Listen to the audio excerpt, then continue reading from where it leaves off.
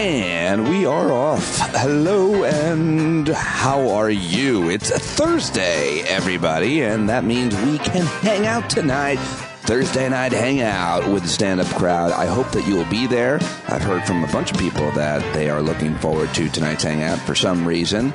8 p.m. If you are a stand-up subscriber, you'll get an email with a link to the Zoom room, and bring a drink, and we will have fun, as we always do, tonight at 8 p.m. Joining me today on the show, the great Dr. Aaron Carroll, and former gun manufacturer executive who testified in front of a House committee yesterday, a Senate committee last week. Ryan Busse will join me again, and both conversations are excellent. Very excited to share both of them with you. Had a great conversation with longtime listener Dr. Mary Cox, who lives down in Charlotte, North Carolina. If any stand-up listeners are down around there, and I know there are, you should meet her. She's a real cool woman, and she'd reached out to me many times to talk to me about the show. But yesterday, just asking that maybe I issue a bit of a correction about yesterday's conversation with Jay Black, comedian Jay Black, who talked about his addiction to Adderall and subsequent had to check into rehab, and just the way that he talked about ADHD and Adderall was kind of his journey and his version. And Dr. Mary Cox talked to me about how it's different for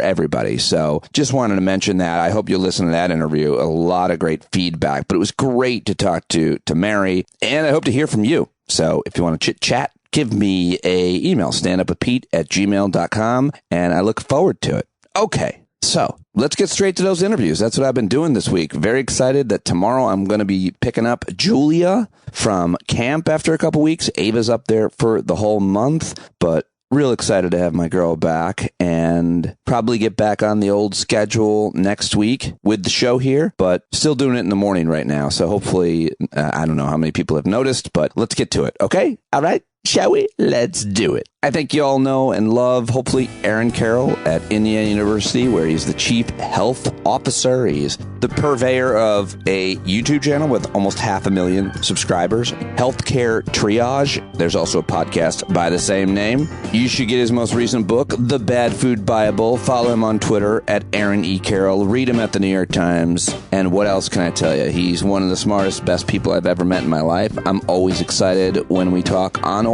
off the air, and very excited to share this conversation with you, where we covered the controversy over the Alzheimer's research, what we know and don't know about long COVID, why guns and abortion are healthcare problems, which he made Healthcare Triage YouTube videos about, and more.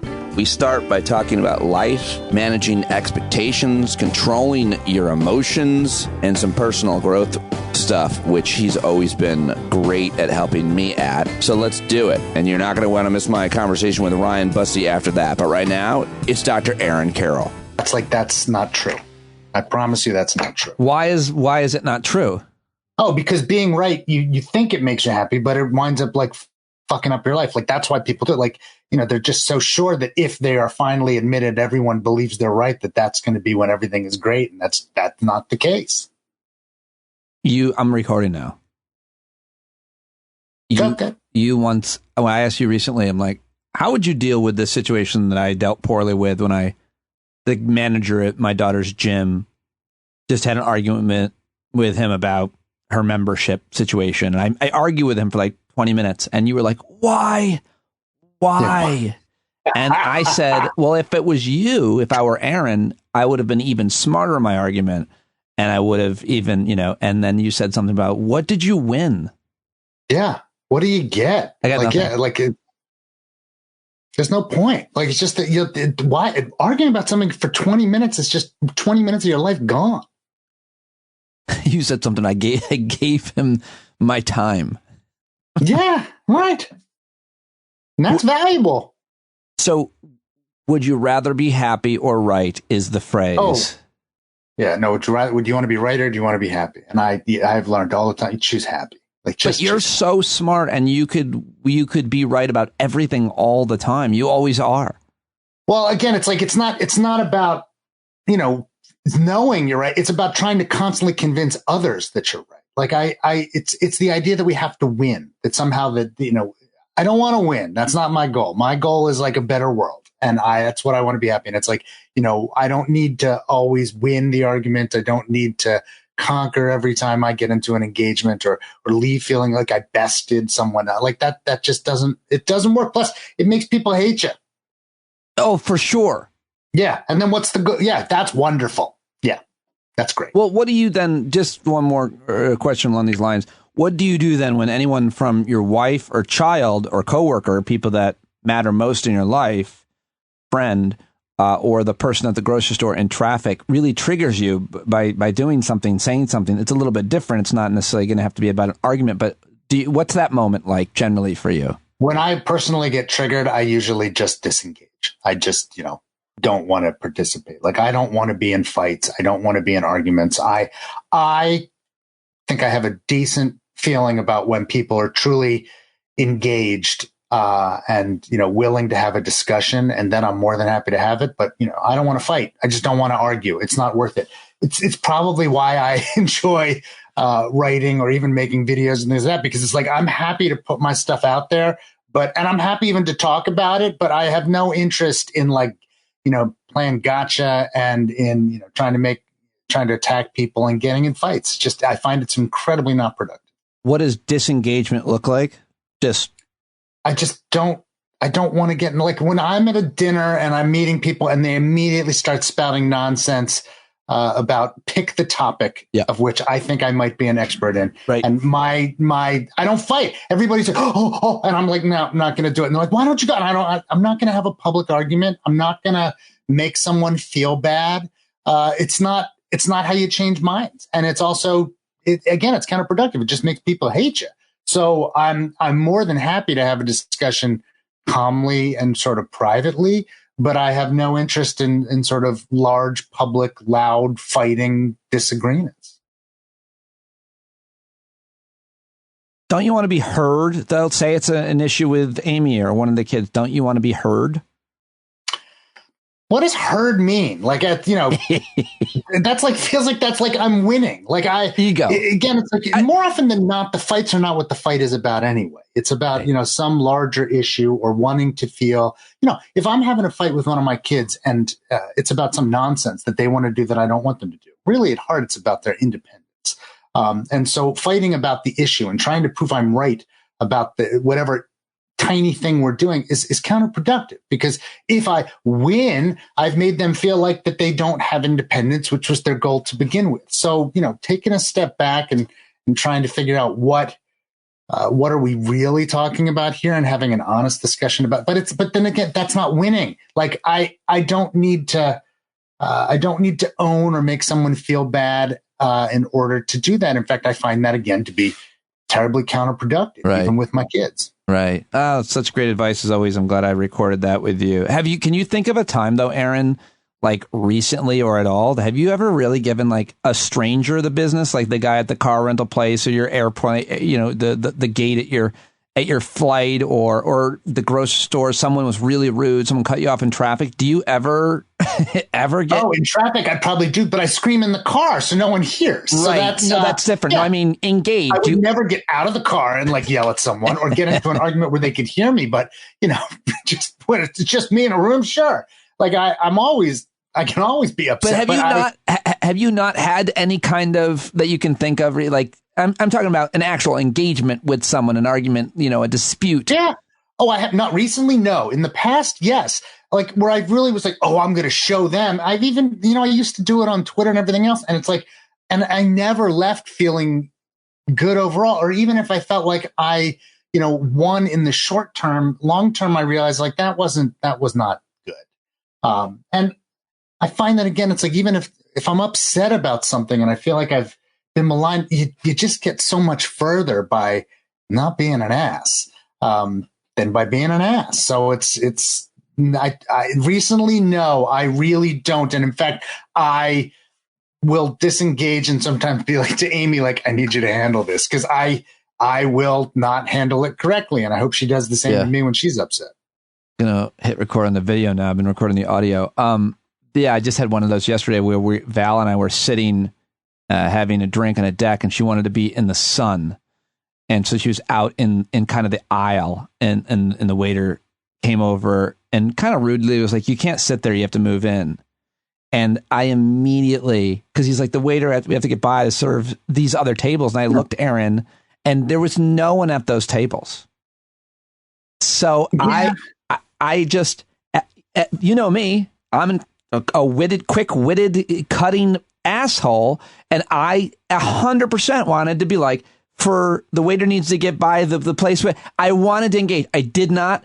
And what good, because I'd be like, don't do that. Not a word. Val gave him a little bit, but nothing like I would have done. She was like, really? I can't be in the sun or whatever. And he's like, yeah, you're really in the way. And then I was just like, and it felt so good to not have to engage. Right. And not only that, when people do engage like that and I'm at the table, I lose my mind. Like Amy watches me because she's like, oh, this is going to be great. Because I'm like, don't do. Like, don't. And I think in the past when I've done that at a restaurant, I think a part of me did worry about, oh, great, now I'm going to be eating a shit sandwich. Right. Well, first of all, yes, that's the first thing I say is like, well, I hope you enjoy urine in your food. But it's, but more than that, I'm like, don't you think you'd get so much further if you said, hey, totally understand, but the sun is here and I'm cold. Like, would it be okay to do this? Or can we move to another table where I'm in the sun? And maybe you'll get what you want is to be in the sun, not to sit in the aisle. So maybe there's a way to accomplish like what you both want. It's just why go to war? Do you think it's a different situation in that same situation in a restaurant? If your food has already been served, there's nothing they can do to you. So just be an asshole. No, I'm just kidding. You imagine?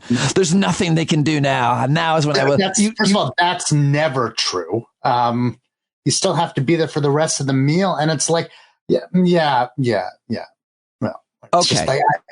Not good. I love it. I love your life skills advice, and I appreciate that. Let's get to some of the issues that you've been talking about it's weird that I only kind of go to Healthcare Triage YouTube before I'm going to talk to you to prepare. Because every time I know, because I don't have any alerts for YouTube.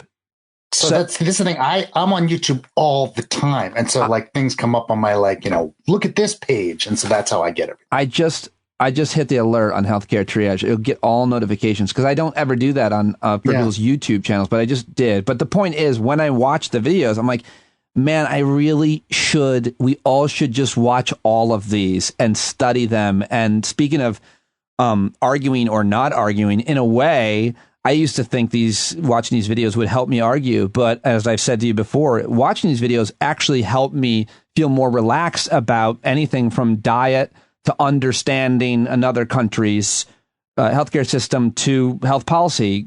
And so everybody should be going and watching them. They're just so well done and well produced, which is why you have 500,000 subscribers, which is unfucking believable. Still to this day, blows me away. Yeah, that's so great. And so you've recently done, it's funny, videos on abortion and guns. You must really need the traffic.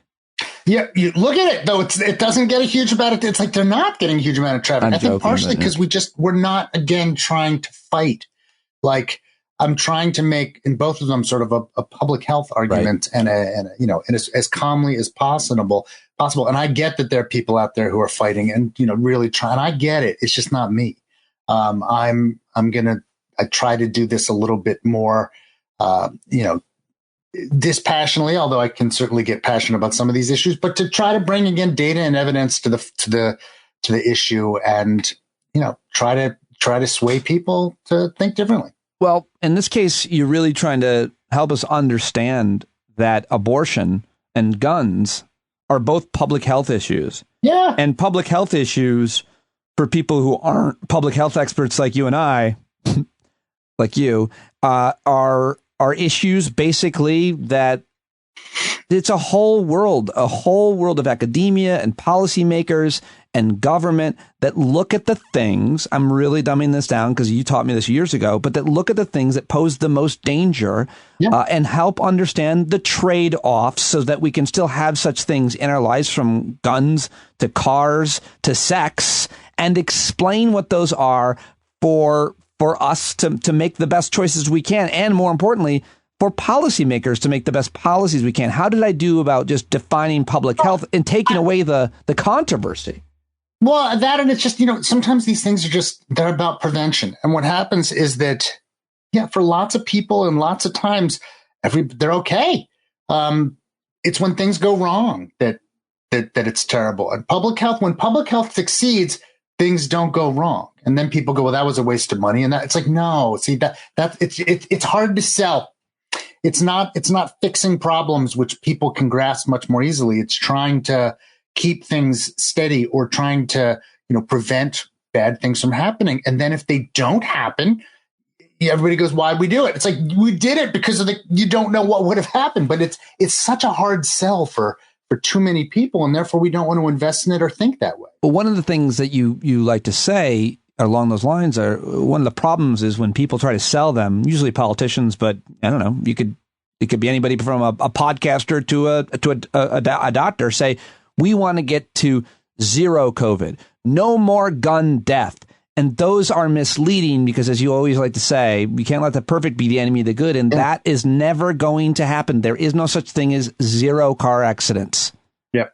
No. And it's like, honestly enough, like I think probably achieving, as hard as this is to imagine, achieving zero car accidents would probably be bad because we would have to restrict society in such ways there would probably be trade-offs and harms in other directions, which means, and I think someone said this in a lecture once they were telling me, it's like, it sounds horrifying, but it's like the optimal number of deaths is greater than zero because you have to balance everything else from cars, because you have to balance everything else out to try to get the best world that you can.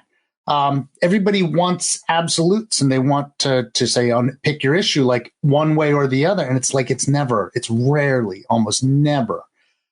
That's simple. Would you say the same thing for amusement park rides?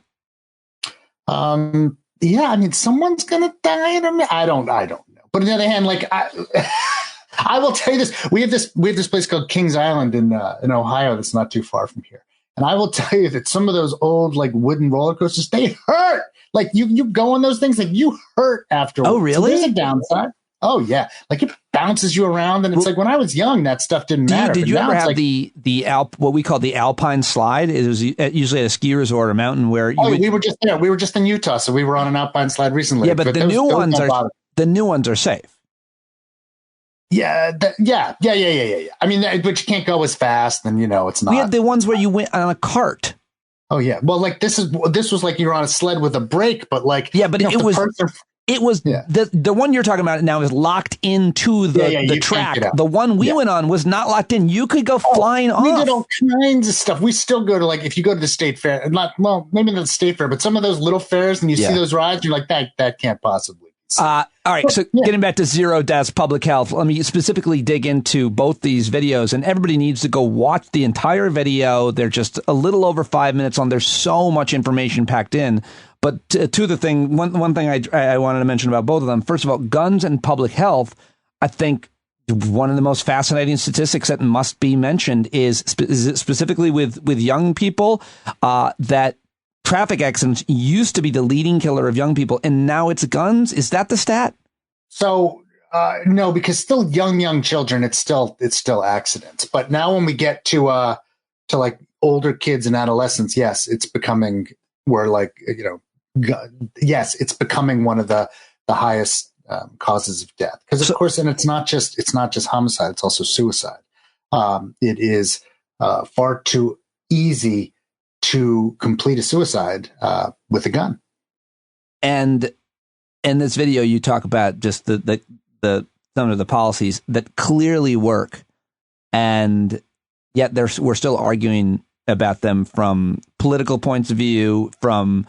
Well, I guess you just call it political. I mean, because again, it's like there's often like no meeting, no trying to have a discussion. It's like you want to win, and like people view either like take your gun away as a win, or not everyone, but some people do, and some people view like total freedom and no restrictions as a win. When it's like, what do you want? Like what we really hopefully want is a safe society where people do have the ability to own guns, but we achieve much better levels of safety. That can be achieved with better safety and storage. That can be achieved with better licensing. That can be achieved with better education. That can be achieved with gun lockers. I mean, there's things we could do that would perhaps change the way that we look at this, but also provide a greater level of safety. It's really for like suicide as well. And we don't do it. Like, it's very frustrating. Because like I watch so often, like the fight is over, whether you can have an assault rifle. Assault rifles account for some number of deaths in the United States every year, but handguns are the real problem. And we don't talk about that much at all. We constantly focus on, mass shootings and assault rifles. And while we absolutely should do what we can to reduce those, there are much bigger issues out there, even with guns. When it comes to the videos, a lot more on that. You should go watch Guns in Public Health, Healthcare Triage. When it comes to abortion in public health is the title of video that you posted a couple weeks ago on your YouTube channel. And I guess the statistic, there's so many different things that you pointed out, but making abortion illegal is going to cause a lot more death, especially of the mother. There's just no way. Pregnancy is risky. Like, people like forget. Like, there's a maternal mortality rate. It's significant, and it's even significantly higher in African American, in the African American population. And it's like, if that's not getting better, it's getting worse. And pregnancy also doesn't always go right, and then it can become a real risk. And if we start making it difficult to take care of those things and like sort of pushing that, no, pregnancies must be maintained, that's going to have the health consequences. There's just no question about it. And so that's just, part of it. We're not even getting into, sort of what happens after birth and the rest of a lifetime with children. But they're just short-term risks. I mean, you can see in the news right now, and they're anecdotes, and it's hard to make policy out of anecdotes, but we're hedging as physicians with how to treat, because no one wants to run afoul of a law and get in trouble and lose their license or go to jail. But it just shouldn't be that way. Like, it should be that the health of the patient is what matters. And in this case, it's the health of a pregnant person. Like, it makes it much more difficult, and there's going to be negative consequences.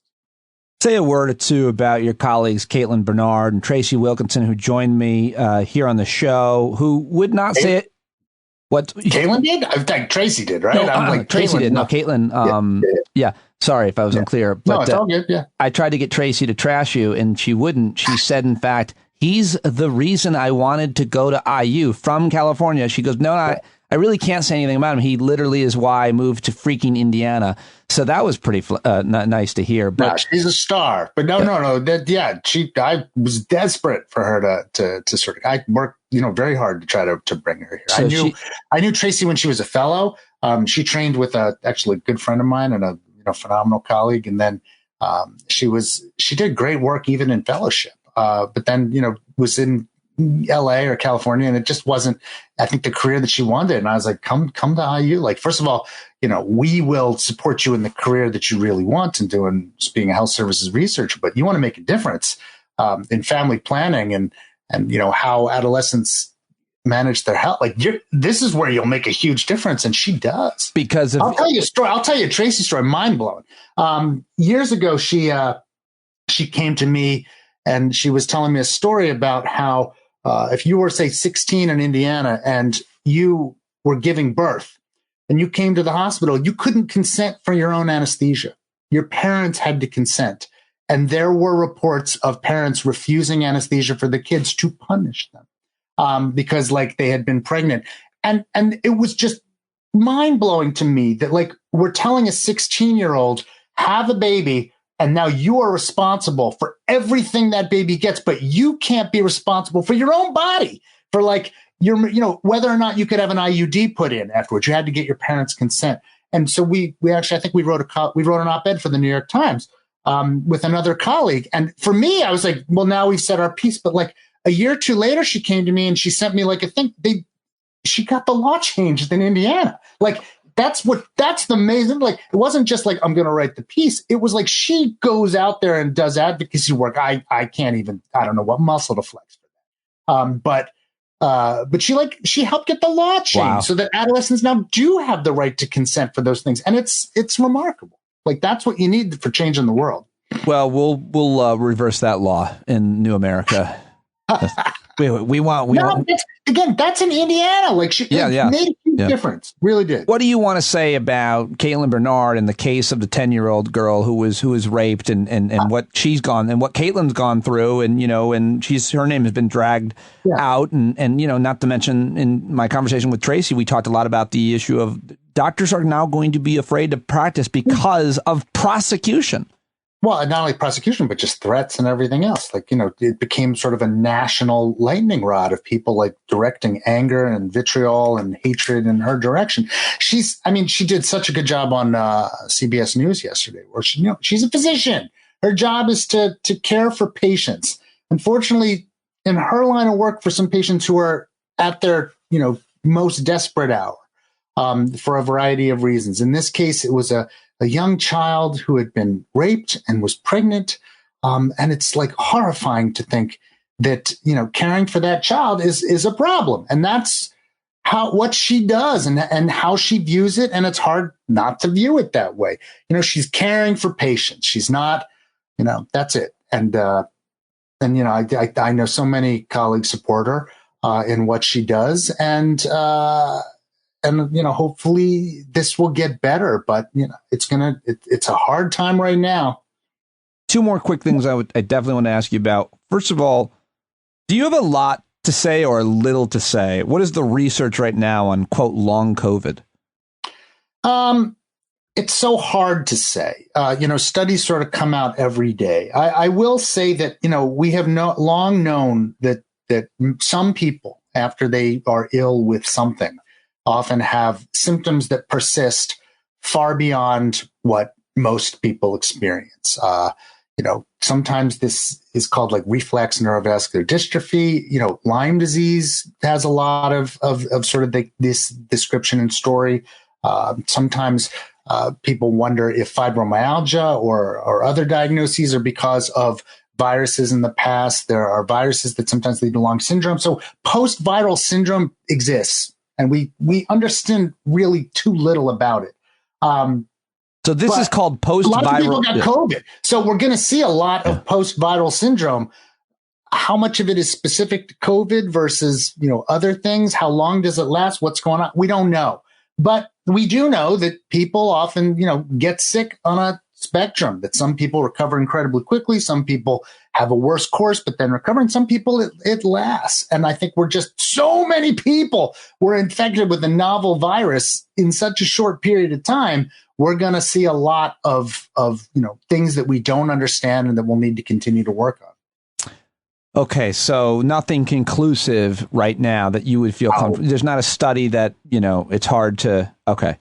No, because there was just a study even that I just saw recently that tried to track, hundreds of thousands, if not millions of people for symptoms with and without COVID. And a chunk of them who had COVID had these symptoms, but then a chunk of people who didn't have COVID had those symptoms. Was it something like it's hard. It's going to be really hard. A lot of people still have not gotten COVID, including myself. What's more likely? I would say a lot. I'd say there are some people that haven't had COVID, but I would actually argue, I bet a lot of them have been, subclinically infected.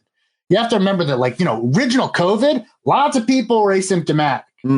Just, most people that we picked up at the university were not symptomatic. Like they just didn't even know they were infected and were spreading it. So, so just for someone doesn't mean you didn't get it.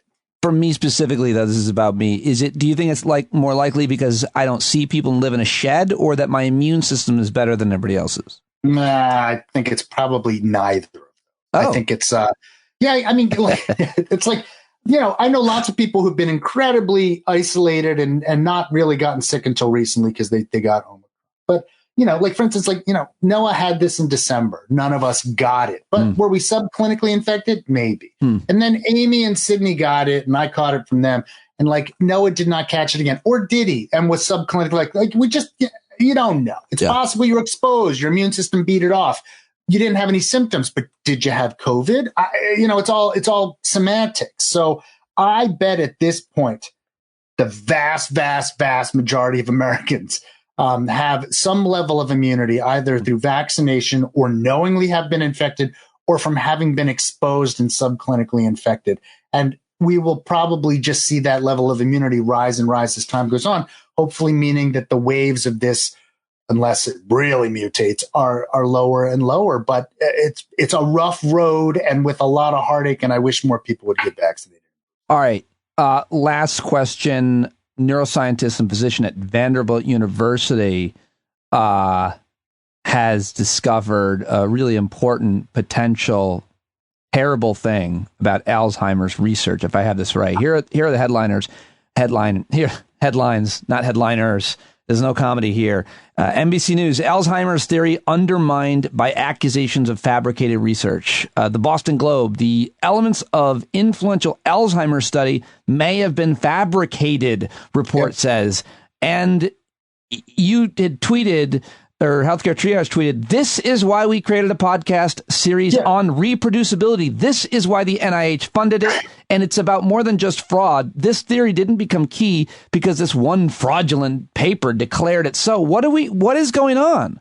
Well, again, this is why we have a whole series on it. And it's funny because some of the experts in the discovery of this were the ones we had on healthcare on the podcast.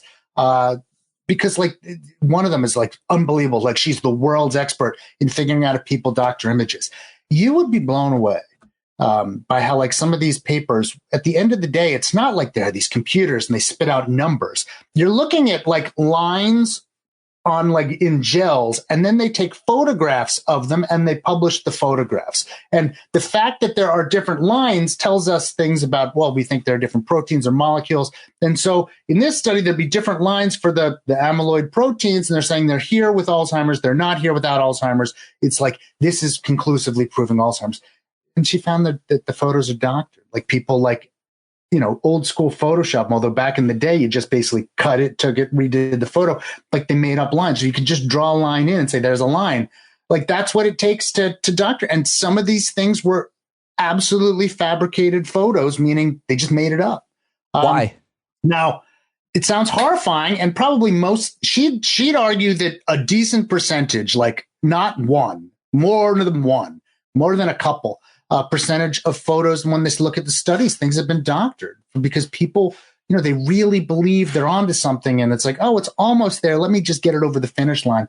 But this one was a major paper that like really established that sort of like amyloid plaque, like amyloid, this is what causes Alzheimer's. And it led everyone down a path of like, we got to figure out how to prevent that from happening. And that's what a lot of these drugs do. And they keep failing in studies. And the big problem is like, well, were they failing in studies because this actually isn't true? There's going to be a reckoning. Like a lot of work's going to have to happen. But, billions of dollars have been spent chasing down this pathway. And it's like, it's horrifying. And I would argue that like this is outright fraud. But there's lots of things in science which bring us in the wrong, bad direction and bad paths. And that's the whole podcast. You should go listen to it. Yeah, I absolutely, everybody should. But just the question on reproducibility, you would think that no one would invest billions of dollars into anything that wasn't able to be reproduced by a number of different. I could tell you a story. I go listen to the podcast. There are so many stories. Like there was one recently where it turned out all of the non-fetal stem cell research in cardiac disease was based on fraud. And like there just have been a couple of these where it's like people get super famous and rich off of this, and then it turns out the whole field is problematic. But this is people's lives in the balance. Like this is like Theranos level. Like it's huge. It's really, really bad. Listen to the Healthcare Triage podcast. Subscribe to that. Subscribe to the YouTube channel as well. Yeah, that podcast series is awesome. Like it really is. I've heard a lot of it. I am so proud of that. Like it is. It's really entertaining. Like people who would not normally be into this stuff loved it. So where do we start with that series? Well, there's a whole podcast series. So it's like look up for you go to our podcast and look for the reproducibility and researchers. I think it's like go to healthcaretriage.info and that'll get you where you need. Got it. Thank you so much as always for your time and your friendship and your advice. And I appreciate it, man. It's awesome. Sure.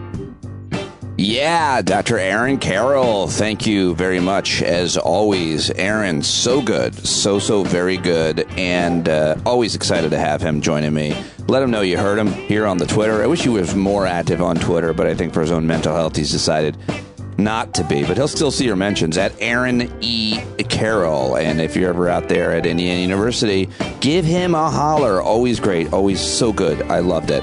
All right, coming up, Ryan Busse, former gun manufacturer executive, just testified in Washington again this week. Last week, he did the same. But real quick, before we get to Ryan, I've got to ask you this. What's one of the greatest feelings as an entrepreneur? You say, what is it? Well, it's when you start building a team with people who care just as much about the dream as you do, and they have the skills to make it happen. And if you want to find those people faster, you need Indeed. Indeed is the hiring platform where you can attract, interview, and hire all in one place. Instead of spending hours on multiple job sites searching for candidates with the right skills, Indeed's a powerful hiring partner that can help you do it all. Find great talent faster through time-saving skills like Indeed Instant Match, assessment, and virtual interviews. And with Instant Match, over 80% of employers get quality candidates whose resume on Indeed matches their exact job description the moment they sponsor a job, according to Indeed data. One of the things I love about Indeed is that listeners are using it and that it's working. No other job site takes care of you like Indeed, because with Indeed, you only have to pay if an applicant meets your must-have requirements. Even better, Indeed's the only job site where you only pay for applications that meet. Indeed is an unbelievably powerful hiring partner, delivering 4 times more hires than all other job sites combined. Join more than 3 million businesses worldwide that use Indeed to hire great talent fast. And you know what? In this minute I've been talking to you, 16 hires were made on Indeed, according to their data. When you sponsor an Indeed post, you're 3 times more likely to get a hire. The right candidate is doing everything they can to find you. So if you use Indeed, you can be sure to do everything you can to find them too. Finding great talent does not have to be a second job. You can hire faster and better with Indeed, the #1 source of hires in the U.S. And Indeed is doing something no other job site has done. Now with Indeed, businesses only pay for quality applications matching the sponsored job description. Visit Indeed.com/standup to start hiring now. Just go to Indeed.com/standup. Indeed.com/standup. Terms and conditions apply. If you need to hire, you need Indeed. All right. Joining me now is a guy I've become pretty good friends with. I like a lot. Admire his integrity a great deal. Really smart, thoughtful guy. Former firearm executive who helped build one of the world's most iconic gun companies. Was nominated multiple times by industry colleagues for the prestigious Shooting Industry Person of the Year award. He's also an environmental advocate who served in many leadership roles for conservation organizations, including advisor for the United States Senate Sportsmen's Caucus and the Biden presidential campaign. He's still a proud outdoorsman, gun owner, father, and resident of Montana, but he has been very outspoken, one of the most outspoken, if not the,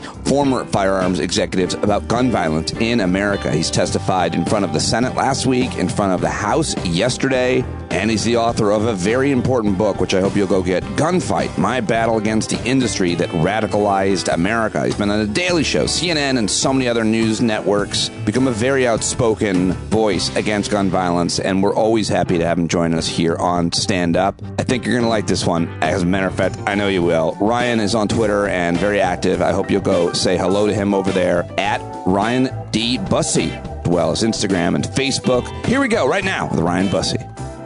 Okay, I've just told you all about him just in case you weren't familiar with Ryan. He's been on several times before. We've talked about his book a couple times. We're talking about it again because this is the issue that he has become so outspoken, made his life's work. Ryan, welcome back to Stand Up. And I guess you're back home you're back in Montana after a trip to Washington, and you're going back now. Is there a specific flight? Is there the Busse flight?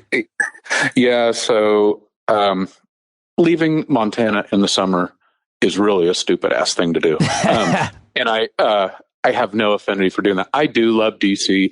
I know it sounds hokey to say it, but like the wheels of democracy and being in the middle of it all, and, you know, all these big things that are happening. But DC is a small place. Like you can walk to, like, holy shit, yeah, there's a Library of Congress. Like, oh my gosh, there's a Capitol. Like, it's just pretty cool to be there. Oh, I agree with you. I agree with you. I don't think there's anything hokey about it. I have had some amazing experiences there, and I love it too. But what goes on in Montana in the summer that you love so much? Well, most of us live for the summer. I mean, Montana, a northern state, has a reputation of people come here to go skiing and they do all that sort of thing. But people who live here know that the summers are the magic, right? Whether it's, we were river rafting, 3-day river raft with friends, camping overnight just before I left for DC. You still have friends in Montana?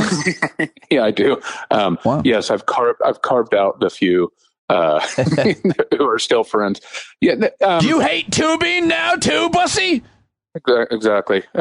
Apparently, yeah, being being responsible or decent, somehow un-American. Yeah. But I don't buy into that. But I have. So 2 weeks ago, I was at the White House for the signature for the event with the gun safety bill signature.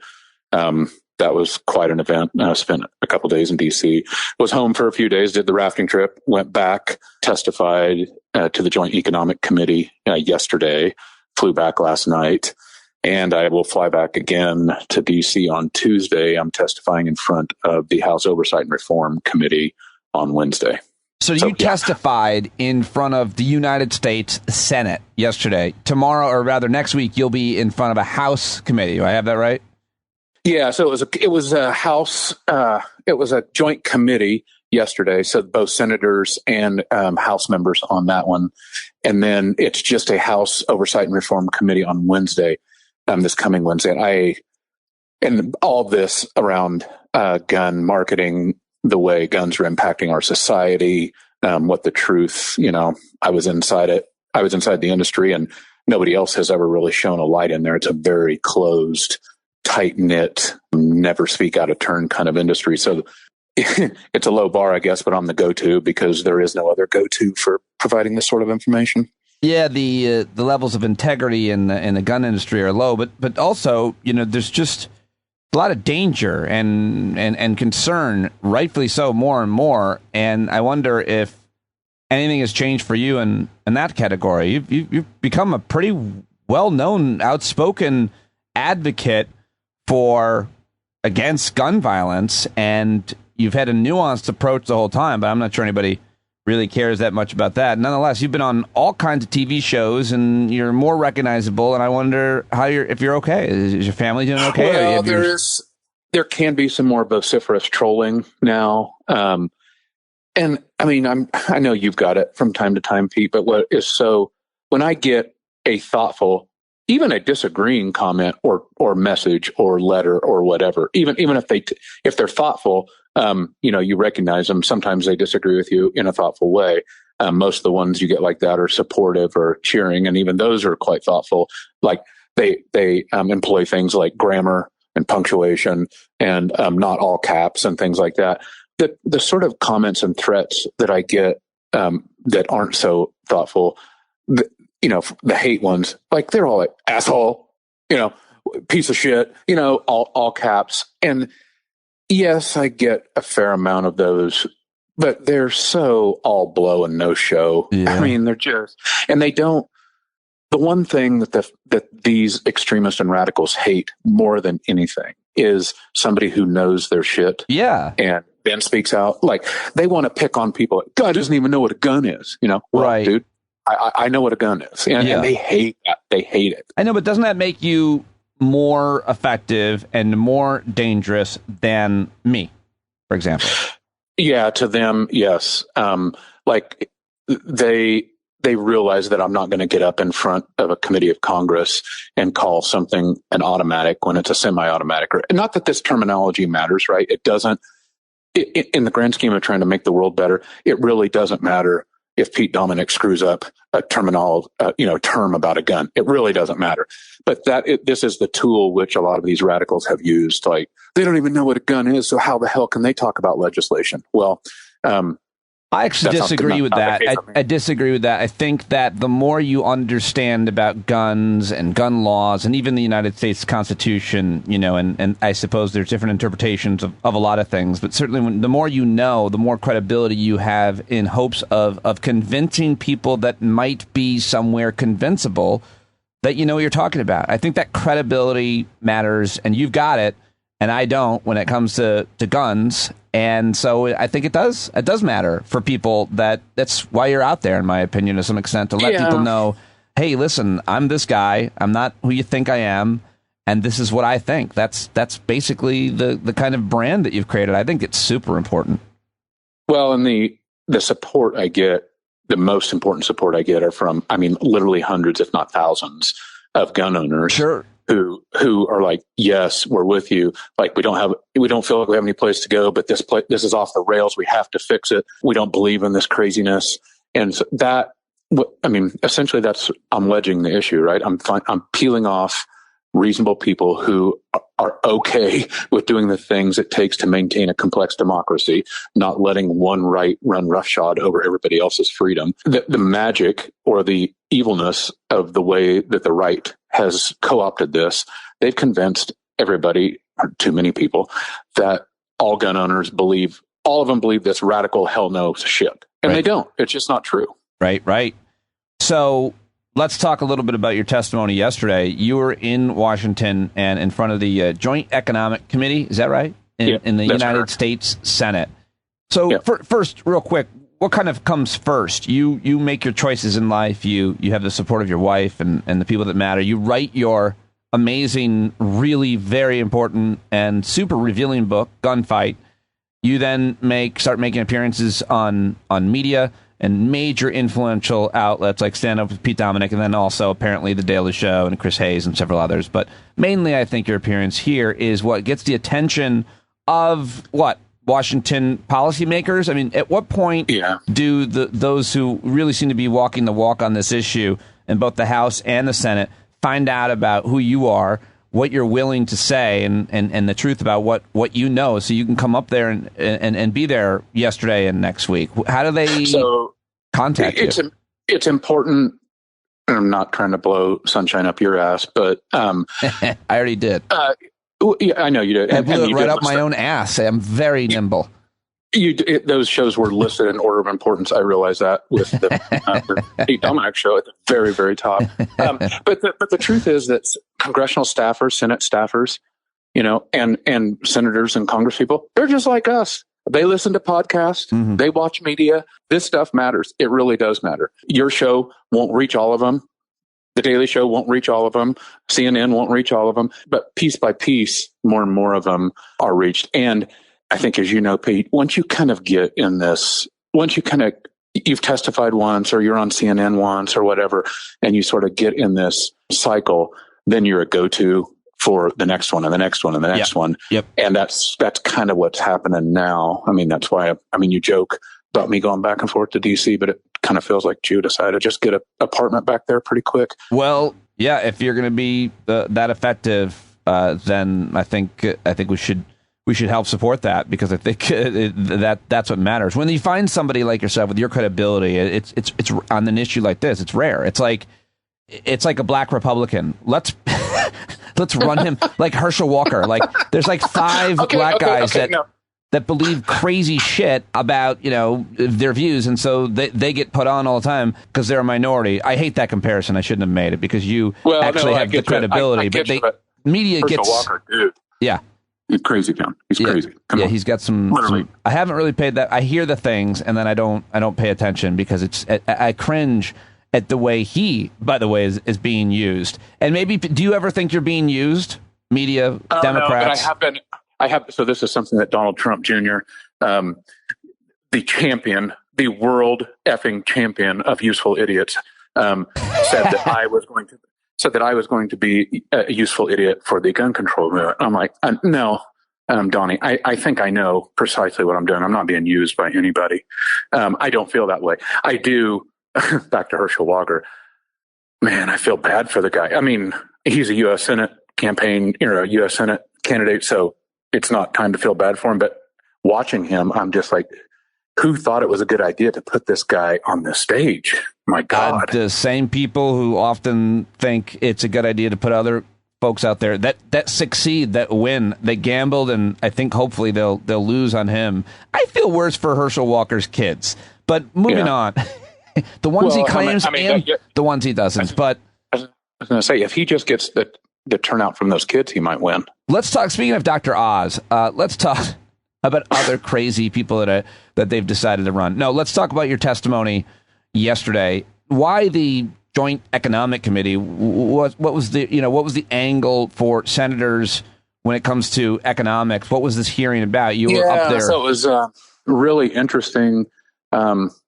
Beside me on the committee or on the testimony table was a really fantastic emergency room pediatric surgeon from New York who was there to testify about the rising prevalence of gunshot wounds and the fact that sort of gun violence produces the cost that ripples through society, and just down to the if you come into the hospital with an average wound from a car accident, it's about this many dollars. And if you come in there with a wound from a gunshot, it's about this many dollars. And it's like many, many, many times more dollars. In other words, just the physical cost of the event, the violence, the bullet entering your body, doing the damage, and then whatever has to happen is far more expensive. And then there is the trauma, and then there is the follow-up, and then there is the criminal stuff. So it was a hearing to discuss the ways in which not regulating our freedoms are costing us in economic terms. That's really important, really interesting, and I suppose you could probably make the argument at a lot of different congressional committees. Next week, I'm going to go into a little bit of what you guys discussed yesterday and some of the questions about some of the events lately, the horrible gun violence events lately. But just real quick before I get to that, next week, it's the House Congressional Committee. Which one is that? And you told me this is the House Oversight and Reform Committee. Right. This one will get sporty. It's chaired by Carolyn Maloney. AOC is on the committee. So it's going to get. There's some good questioners. There are also 3 firearms executives still in the firearms industry that I know, and they're not going to be happy with me, and I guess I'm going to be at the same testimony table with them. I would guess that, shall we say, sparks will fly. Yeah, that is going to be interesting. Well, you mentioned before I hit record that 2 members of the committee that should be there, I think, are Congresswoman Alexandria Ocasio-Cortez and Congresswoman Katie Porter, who a lot of people agree are potentially 2 of the most effective communicators in all of Congress, debaters, fact checkers in real time. They really, really are that good, in my opinion. I certainly believe that. Are they both going to be there? Porter. Yeah, Katie Porter. I'm a huge Katie Porter fan. Yeah.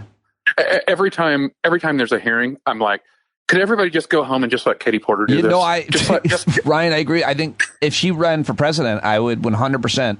She'd be better than almost anybody. I think she's amazing. Well, I mean, she looks like a 5th grade teacher, right? You're like, and then she starts questioning people with her. I'm like, underestimate her at your own will. Exactly. She's good. She's good.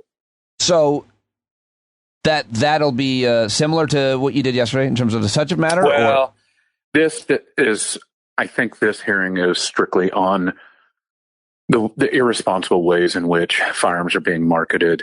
And I've got an Atlantic piece on the way that's going to publish Monday, but that essentially asserts, I think convincingly, that many of these, and you mentioned them, but the Uvalde shooter, the Buffalo shooter, the Highland Park shooter, and others are not some freakish accidents in our society. These are troubled young men that are largely being created by irresponsible gun industry marketing. And I have lots of very convincing, overt examples of that. But yeah, these people just didn't pop out of thin air. I mean, I know the right wants to say, well, it's the video games. Well, here's a little shocker. Gun companies try to get their guns into video games and movies because they know it sells more of them. So it's such a complex thing, but it keeps coming back to the way gun companies are marketing the guns. That's for sure. And something that you wrote a lot about in your book, that you've talked a lot about, and that you know a lot about. So important. Hey, it's not every day that we have access to somebody who just testified in front of the House and the Senate. a lot of us pay pretty close attention to these issues and the people behind them. What can you tell me about the conversations that you have that are off the record, that might as well be on the record, with certain senators, like a Senator Chris Murphy? Like, what are the policymakers and legislators like? I always try, Ryan, to tell people not to be so cynical about politicians. A lot of my audience laughs right in my face, and I get it. I don't blame them. But I do think that there are people that work in government, certainly bureaucrats and people behind the scenes that are doing great work, thankless work. They get painted or just terribly every single day. But, I think it's a lot of game and a lot of truth when it comes to politicians. So what, if anything, can you share about your conversations with senators, your experiences in their office when talking about this issue, when you're there to testify? You obviously meet with them. Yeah, so I think you make our whole life is about making good choices, right? And so if we categorize everybody in our life as just, cynically as just all assholes, well, then we'll treat them all as assholes. The truth is that there certainly are senators, Ted Cruz, Mike Lee, that were on the committee yesterday, who are just grandstanding. They don't care about policy. They care about scoring points. They care about hogging the mic. They care about making the people who are cynical about your view more right. There are those people, but we should be smart enough to weed the wheat out from the chaff, so to speak. Chris Murphy, in my experience, like, the dude just wants to make the world better, period. Will he use the mic? Will he use the spotlight? Will he use the CNN chair to do all that? Of course he will. But in my experience, and I've had conversations with him, he came up to me at the White House event, thanked me for the book. He read the book. I did a closed door briefing for the Democratic senators about 2 months ago, just me and, the senators in the room for an hour and a half. He was in there. He asked very good questions. Sherrod Brown, another one, very, very good question. Like, informed, passionate, good questions. I didn't get any stupid ones in there. I didn't get any grandstanding. Of course, there weren't any cameras. There weren't any mics. It was just me giving a briefing in there. But my experience with a lot of people, especially Chris Murphy, is like, the guy's just trying. He is as passionate in person, as informed in person, as you see on camera. That's good to hear. It really is, and I appreciate you sharing that. I didn't get to see. I actually, set an alarm for 2:30 Eastern when that testimony was supposed to start. Then I got distracted. I got busy, and literally went back, clicked on the link, and it was just a shot of you and then them like gaveling out. I was like, "You got to be kidding me! This is a sick joke." Really? Like, I saw you like talking to the other witnesses, and then they like gavelled out. I was like, "No, God, I missed it." So, and I'm trying to watch the recording of it. How did watch next week? Next week is going to be okay. I just think next week is going. What's the date and time of that again? It's Wednesday morning, about 10 o'clock Eastern. I think. I don't know the exact time. I want to make sure I post this maybe over the weekend. Actually, okay. Go ahead. So, what did we miss yesterday, and we can talk about what to anticipate next week. Did Ted Cruz question you? No, Ted. Thankfully, Cruz was late getting there because there was a Senate vote, and I guess like these are things you learn, right? Like people. So Cruz apparently sits on all these committees. I don't know all of them, but obviously the Joint Economic Committee is one of them. Nobody in Washington D.C. wants to be in a committee room when Ted Cruz walks into it. In other words, it just like I got this vibe from everybody. Like they didn't. Oh, if he comes, he's just going to make a huge scene. It's not going to be about anything except for him grandstanding. So, frankly, I think everybody in the room was relieved that Cruz was late and didn't get there on time. No, that's true because of even other Republicans. And it's also, Ryan, I don't know, this is actual fact, true of all rooms. It's not just in Washington and some rooms. One study I read is that when Ted Cruz enters a room, the air leaves. Yes.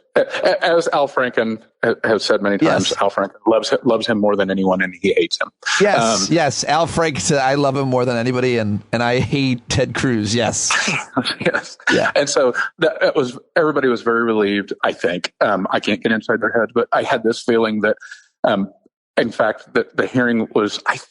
I sort of got this feeling they scrambled to finish it up like the last 5 minutes. Okay.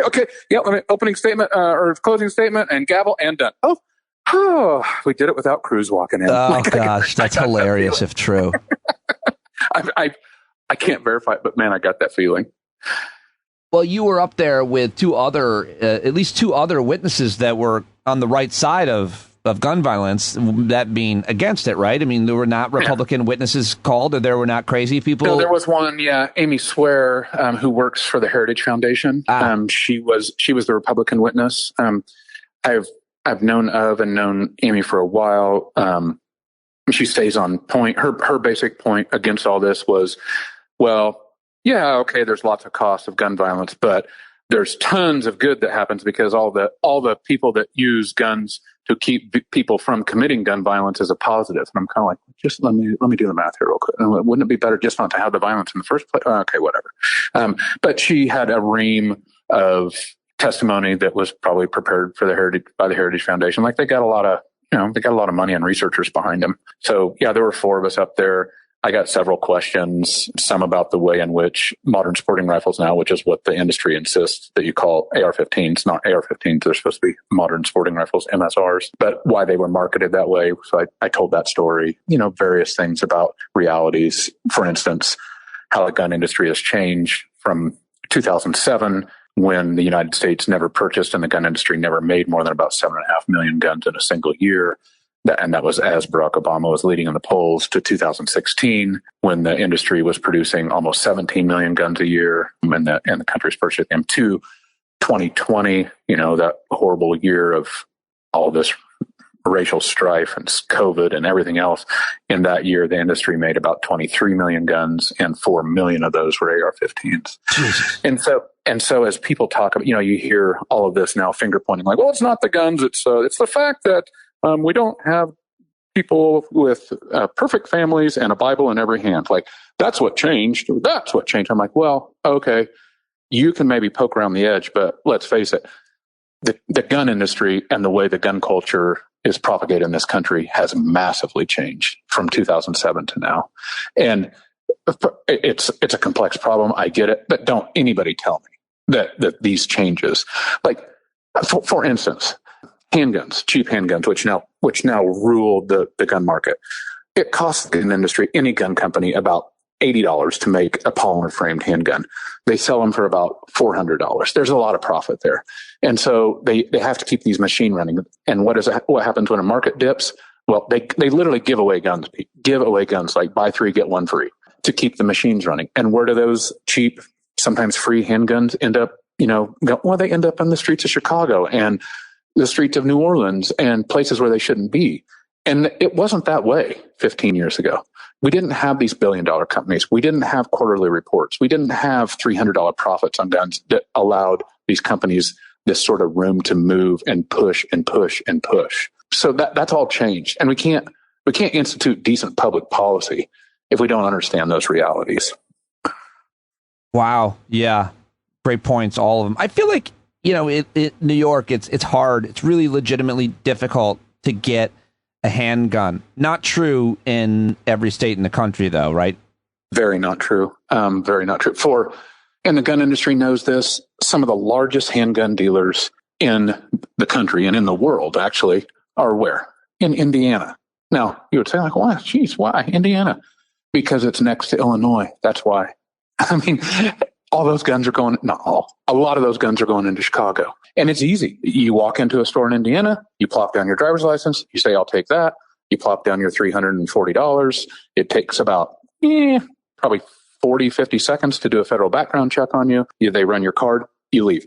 Literally, that's how hard it is. Like, it probably would take you longer to get like barbecue pork sandwich than it would to get the handgun. In Indiana, I can walk in and get a handgun. If I were a resident of Indiana, I can't come in from out of state and get a handgun in Indiana. That's correct. Yeah. That's correct. But people always, the gun people, as I call them, if I'm being polite, they always talk about the gun violence in the streets of Chicago and black on black violence, and they say, but Chicago, Illinois has some of the strongest gun laws in the world. But I guess the answer is what you just said. Yeah, but it's next door to Indiana, and apparently guns travel across the border, especially illegally, to places that are going to be used in places like Chicago, right?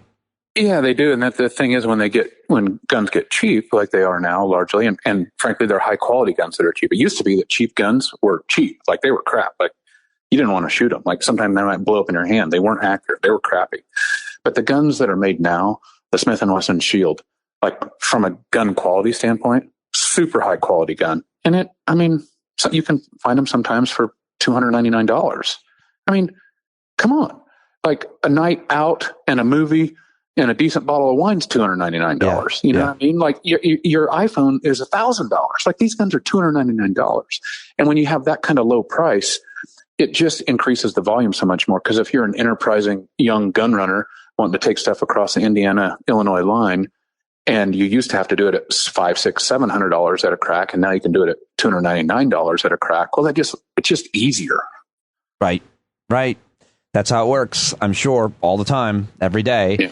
So during the time that I first talked to you, there's no way to possibly aggregate these statistics, but you've talked about this. There's been so much gun violence, so many more suicides, homicides, mass shootings since you published your book. I don't know where you want to start, what date you want to start at, but I just wondered if, Ryan, you could talk about how these events have unfolded and how things have changed kind of for you in terms of getting the phone call now to come out and talk. It's inform people after this stuff happens, because it's important that your voice is out there, and obviously wish we didn't have it didn't have to be. And you've said this a bunch of different ways. So how have things changed? So it's, I guess how things have changed is I'm frustrated. And they're a lot more frequent, and I'm doing a lot more of this press stuff, and I'm going to DC a lot more, and I wish I wasn't doing any of it. And I wrote an article for the Bulwark. I think I wrote one for the Guardian too, where I, in both of those, I kind of assert like, these things that we act shocked at, that we act surprised at, the Buffalo shooting, the Uvalde shooting, the Highland Park shooting, I'm just sort of over the shock, the surprise. The system is working just exactly as it's designed to work. Like, please stop acting surprised. In fact, what you should be surprised at if we go another 2 or 3 weeks and we don't have one. If you're going to market this sort of you have 18-year-old kids that in most states can go buy a badass weapon of war that we have told soldiers is their most important offensive tool they can use to kill people and win wars with, right? Yeah. So if you're a troubled kid in most of these states, Texas, wherever, and you think, I got lots of problems, I played Call of Duty, I know what I can fix shit with, watch this, I'm going to the store, I'll be back in a half hour. We allow them to do that. And not only do we allow them to do it, we tell them this is the way they can become badasses. I was an 18-year-old kid once. Like, that's not something that should be that easy, right? Because our brains aren't fully formed. We make snap judgments, and now we have, we mix in racism, Buffalo, like unbelievable racism, and I'm just sort of over being surprised by it. Yeah. What I've been telling people is, look, I'm here to tell you those things those are warnings for what is coming. Okay. Get ready. Either make changes or you're going to have more of those, not less. And I don't mean like one more of them. I mean like dozens more of them. I don't see how we can get away from that. Have you seen any policymakers, have you seen any hardliners change their mind in your time? And not only any, but many. Have you seen a lot of minds change through your advocacy, your book? So I had I was at the White House, and a friend of mine, Senator Martin Heinrich from New Mexico, who's a hunter, when we know each other through hunting and conservation stuff, his kids are about the same age as my kids. And he walked into the White House event onto the lawn with Senator John Cornyn from Texas, who was very instrumental in putting together the recent Senate compromise bill on gun legislation. And so I chatted for just a minute with Senator Cornyn and thanked him for, low bar, but thanked him for doing the right thing, right? Right. And Cornyn started to speak to me in like repeating my words, like, Yeah, I've been reading about the NRA, and a lot of the stuff they do, it's just for fundraising to get people pissed off. And right, this is a Republican in the leadership of the U.S. Senate. Yeah, and he's saying this stuff. Yeah, and I'm looking at him going, like almost in awe, like, yeah, I mean, it's as if he said, yeah, I just figured out the sky was blue. And I'm like, yes. Yeah. So I do sense some change. I do sense some crack in the facade of this craziness. And Cornyn didn't say anything that he probably hasn't said on in other press events to me. But just to hear a Republican in the Senate say things that are just demonstrably true and reasonable and rational, like I did take some solace in that. Yeah, we're not nearly enough, but we will definitely take it. So yeah, so you were there when the president signed the first major gun safety legislation passed by Congress in 30 years, a month after the Texas elementary school killed 19 children. 19. Yep. Some jerk, I'm joking, but Troy, I love you, but I wish a listener named Troy sent me the video of that guy. There's video of him going in. They don't, there's no video. I didn't see video of the actual, horror, but there's video of this kid walking into school and all that. And I wish I hadn't watched it, but I did because Troy sent me a link to it. And please don't. I'm good. I didn't need to see it, but it's still, it did make it almost, well, it's just so crazy to see that. Anyway, I don't want to talk much more about it. The attack, the legislation gets passed a month after that, 30 years since any major gun safety legislation. And I think experts are mostly in agreement that it makes a difference, but it doesn't go nearly far enough. And I forget if we talked since the legislation was passed. How was that ceremony and what have you heard? It was great. I agree with you. It's a lot of people are disappointed. I get it. In a lot of ways, for instance, Cornyn, he did something I think was very bad. He and the Republicans blocked just a decent common sense thing of raising the minimum age to buy an AR-15 to 21. For those listeners that don't realize it, you have to be 21 to buy a handgun everywhere in the United States. In most states, you can buy an AR-15, which in a lot of ways is a lot more deadly than the average handgun. You can be 18. And that's really testament to the fact that our gun laws have not kept up with the way in which our country has changed. Right. That's a holdover from when it was mostly a hunting agrarian sort of culture. And you as a young kid might go down to the hardware store and say, gosh, I got to have a duck hunting gun. I'm going duck hunting. And they let you buy the gun. Right. And so it was thought, well, let's let 18-year-old kids buy long guns then. Well, now most long guns are AR-15 sales and our laws have not changed at all. And so that's why these 18-year-old kids can buy AR-15s. Cornyn blocked that. The Republicans blocked that. That's very bad. On the other hand, we had 65 senators, 15 Republicans come together and vote yes on something. And dude, come on. We couldn't get 65 senators to agree that ice cream was good. But yet they did this. So there's something bubbling up. And the Republicans didn't do this out of the goodness of their heart. I don't believe that. I believe they did it because they sense, and McConnell senses, a growing new kind of pressure in the populace about this. I believe that. And so if 65 senators voted yes on a gun bill, it may not do everything. It may not even do most of the things some people want to do. It's something. And they came together and they voted yes. It wasn't, I don't think you're going to get 65 senators on some abortion bill. I don't think, what else are you going to get 65 on? You got it on a gun bill. So I don't know. I mean, there's some sense for hope. All right, well, I'm going to reach out to you. I'll talk to you next week after your testimony, and hopefully we'll get another update here on the show. But thank you so much, Ryan, for joining me today, and as well as, for your testimony on Wednesday in Washington. Really, really important. I know you have some fly fishing and some spending time with your family to do for the weekend, so I'll let you go. Yeah. All right, man. Thanks for what you do. Take care, Pete. Yeah, there he goes again, at Ryan D. Busse on Twitter. Go say hello to him. Thank him for joining me. Always great, as well as Dr. Aaron Carroll, Aaron E. Carroll on Twitter. Please head over there and thank both of them. Get their books. Ryan's new book is Gunfight. So good. And get all of Aaron's books as well. And if you've written a book, send it to me. Email me. Be on the show. I'd love to hear from you. Okay, come on. I mean, what have you done with your life? I'd love to share it. Really. I hope to see you tonight at the Hangout. You can tell me about it there. 8 Eastern. 8 Eastern, if you're a stand-up subscriber, member, you'll get an email and check it out. Go to Indeed.com/stand-up. Go click on that link just for the hell of it. Even if you don't have a firm or company you want to hire people, I get the traffic, so check that out. And if you haven't subscribed to the show yet, what are you waiting for? StandUpWithPete.com, Patreon.com/Pete Dominic. Okay, tomorrow's Friday, if you're listening on Thursday, in case you didn't know. Thank you for listening today. I love you all. Shout out to John Carroll, who's just down in Washington, D.C. doing a gig at the Capitol, saying hi to Harry Dunn, Capitol Police Officer, who we love, has been on the show a couple times. That was very cool to see. Go check his photos out at his Twitter as well. JohnCarroll.org is where you can buy this song. We love it. We love him. Talk to you tomorrow. Take us away, John.